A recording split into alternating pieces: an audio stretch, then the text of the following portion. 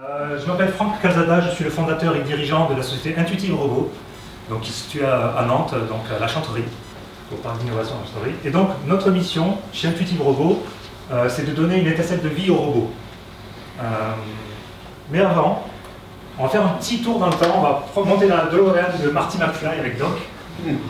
Et puis je vais faire juste un petit bond dans le temps, juste pour faire un petit focus et un parallèle entre l'informatique et la robotique. Dans les années 50, les premiers ordinateurs sont arrivés. Ils étaient intégrés donc, dans les grandes sociétés, notamment pour faire de la comptabilité, pour faire ce genre de choses-là, mais ils n'étaient pas intégrés au foyer. Dans les années 80, la robotique aussi est apparue, le domaine industriel, notamment sur les chaînes de montage, pour notamment fabriquer des voitures. Si on avance dans le temps, on est toujours dans la DeLorean de Marty McFly. En 1977, il y a un homme brillant, que tout le monde connaît ici, qui s'appelle Steve Jobs. Et lui, il avait une conviction, il avait un rêve, c'est de voir donc, des ordinateurs dans chaque foyer. Et que ces ordinateurs-là fassent des choses diverses et variées. Il y a un homme aussi fantastique, que peut-être peu de gens connaissent ici. Tout à fait. Merci Pepper. Qui s'appelle Bruno Maisonnier. Et si on regarde la timeline, le temps en fait, c'est 30 ans après. D'accord, entre l'informatique et la robotique. En 77, c'est aussi 30 ans après, 77-2007. Et Bruno Maisonnier là, qui est le fondateur d'Aldebaran Robotics, qui a notamment conçu et créé Pepper et Nao, avait un rêve, une conviction, c'est que les robots, il avait ce rêve-là de voir des robots dans chaque foyer pour aider les personnes âgées, les personnes isolées aussi psychologiquement, les personnes déficientes, jouer avec les enfants. Il avait ce rêve-là. Et ensuite, Steve Jobs aussi a travaillé avec d'autres grands noms dans l'informatique, donc on peut voir ici Monsieur Gates, et Bruno Maisonnier donc aussi travaille avec Masason, qui est le président de SoftBank au Japon, qui est une société aussi qui travaille avec Aldebaran pour faire en sorte que ce rêve soit une réalité. Pourquoi je vous dis ça? Il n'y a qu'une seule chose que je veux que vous reteniez ce soir, mais qu'une seule, vraiment.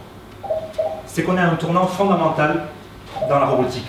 Dans les années 80, imaginez tout ce qui s'est passé. Les premiers ordinateurs ont envahi les foyers, plein de logiciels se sont créés, plein de nouveaux usages ont été inventés. Ça a répondu à beaucoup de problématiques. La robotique, c'est la même chose. Et c'est aujourd'hui, on le vit maintenant. Et on a une chance extraordinaire déjà de voir Pepper ce soir, ici, et Nao.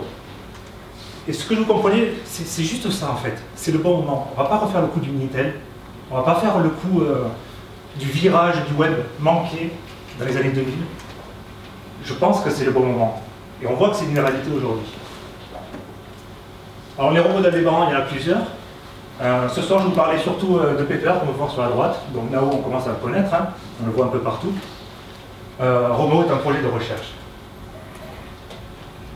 Qu'est-ce qui est intéressant finalement avec un robot comme Pepper, par exemple?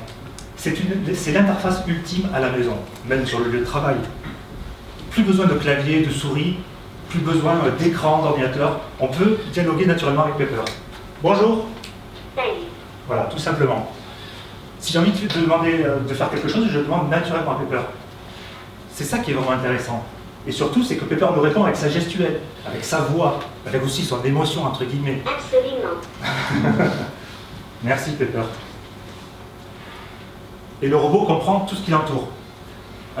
C'est une plateforme évolutive aussi, évolutive dans le sens où, et ça c'est le deuxième point que j'aimerais que vous reteniez, c'est que c'est maintenant qu'il faut faire des applications. Et c'est ce qu'on fait, nous, chez Intuitive Robot. Et c'est maintenant qu'il y a plein de choses à faire. Si vous voulez révolutionner le monde, c'est maintenant. Et faites pas le coup de 2000 ou du Minitel, quoi. Donc, on en reparlera tout à l'heure, mais il y a plein de choses à faire au niveau du business. Et donc, on peut créer des applications avec une bibliothèque, avec un équivalent de App Store. D'accord? Ce sont aussi des robots émotionnels qui peuvent percevoir, exprimer leurs propres émotions. Si je lui dis, écoute, Pepper, ça va pas aujourd'hui, ben, Pepper va me dire peut-être, oh mince, qu'est-ce qui se passe? Ah, ben mon chien s'est cassé la patte. Oh, j'espère qu'il va bien. Et surtout, le robot va prendre cet aspect-là. Il va parler avec son body language, ce qu'on appelle donc son expression corporelle, avec le ton de sa voix, etc. Et surtout, c'est qu'il nous donne une information de manière naturelle, pas besoin d'écran. Est-ce qu'il fait beau demain? Est-ce qu'il pleut? Il va me dire, tiens, demain, il y a de la pluie. Il y en a marre de prendre des smartphones dans les mains. Non, mais c'est vrai, enfin, tout le monde a des smartphones, on ne peut plus discuter, on est toujours en train de pianoter. Ce qui est intéressant, c'est vraiment la facilité d'interaction, en fait. Et le design élégant de Pepper, de Nao, voire même d'autres robots, permet justement cette interaction naturelle. quand on voit Pepper, quand on voit Nao, on n'est pas effrayé, on a envie de discuter avec le robot. Et je pense que tous ici, vous avez envie de discuter avec le robot. On verra tout à l'heure. Les usages B2B, alors, donc business to business, donc plus dans le monde du service et du retail.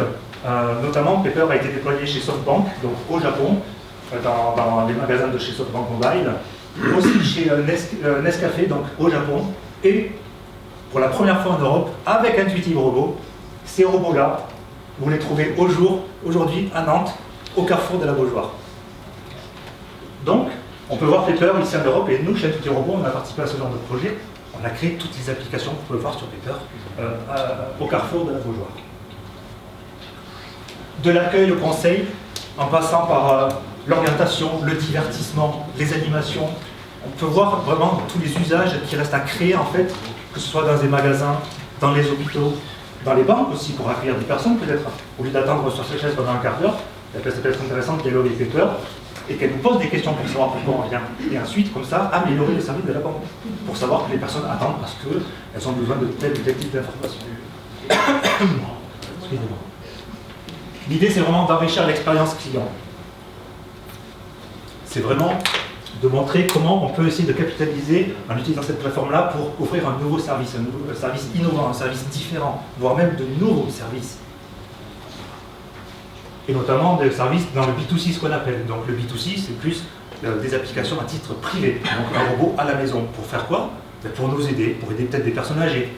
Une personne qui est seule chez elle, qui va chuter les escaliers, comment elle fait aujourd'hui? Comment elle fait? Elle souffre. S'il y avait un robot comme Pepper, Nao, voire d'autres, peu importe, cette personne-là pourrait appeler le robot qui se déplace et dire appelle les pompiers, appelle mon épouse, etc. Et lui va se connecter au téléphone par Bluetooth, comme dans la voiture, et va passer l'appel. Et je vais pouvoir dialoguer avec mon interlocuteur via le robot. Ici, quelques exemples. Il peut lire nos mails. J'ai perdu mon téléphone, je ne sais plus où il est. Tiens, Pepper, est-ce que j'ai un rendez-vous demain? Ou est-ce que j'ai reçu un email de la part de Thomas, qui est mon collègue, qu'on va voir par la suite, par exemple. Et puis là, il va me dire, au fait, ton rendez-vous a été annulé. Oh, ben, très bien, écoute, mets-moi le rendez-vous plutôt demain à 12h. Je le fais naturellement, je lui parle comme je vous parlerai à vous. Interface ultime, simple, intuitive. Et dans le cadre du B2C, les cas d'usage, je suis sûr que tous ici, quand on va discuter tout à l'heure, tous, vous avez au moins une idée de ce que pourrait faire un robot en termes de cas d'usage. Et c'est maintenant qu'il faut les créer, et c'est ce qu'on fait. Des robots compagnons, donc, dans la vie de tous les jours. J'ai expliqué tout à l'heure le cas d'usage avec les personnes âgées. Mais c'est vraiment très important. Ça peut même sauver des vies parfois. La canicule de 2003, un robot, s'il avait été présent dans certains foyers, il aurait pu lui répéter 100 fois dans la journée qu'il fallait s'hydrater, parce qu'il faisait 40 degrés dehors. Il peut le répéter 100 fois, 1000 fois, ça ne pose pas de problème. Avec les enfants, pour divertir, jouer, les personnes dépendantes, déficientes, on en a parlé, et surtout connectées au monde digital. À la maison, on peut imaginer un robot avec lequel je vais discuter pour lui demander tout simplement tiens, au fait, baisse les stores s'il te plaît dans la chambre, voilà, parce que j'ai perdu la télécommande par exemple. Ou alors, tiens, ce soir, Pepper, est-ce qu'il y a un match de foot? Parce que moi j'aime beaucoup le foot. Puis elle va dire, ah tiens, ce soir, il y a PSG qui joue contre Nantes. Et je pense que Nantes va gagner. Ça paraît simple, mais c'est vraiment une interface ultime. Pardon? Et donc, sous l'aspect domotique, donc vraiment connecté à notre monde. C'est une phrase célèbre de Steve Jobs, il faut être fou. Nous, on est fous, je l'assume alors complètement, parce que je crois réellement que la robotique va changer notre mode de vie, comme les smartphones et les PC ont changé notre mode de vie. Et on est en train de le vivre maintenant. Donc, on est fous, on y va. Ceux qui ne le sont pas, justement, c'est ceux qui le font. Donc, on donne une étincelle de vie au robot. Et pourquoi je suis là? Donc, pour que vous preniez conscience que c'est maintenant qu'on le fait, que c'est en France, que c'est à Nantes. Vous avez une chance juste incroyable d'avoir une société comme nous à Nantes, je trouve, avec Aldébaran qui est français, qui produit des robots à Paris aussi également. Venez, rejoignez-nous, quittez votre job, lancez-vous dans la robotique parce que c'est vraiment la révolution. Et pourquoi je suis là aussi? Pour faire du business, donc imaginez tous les cas d'usage et venez en discuter avec moi tout à l'heure.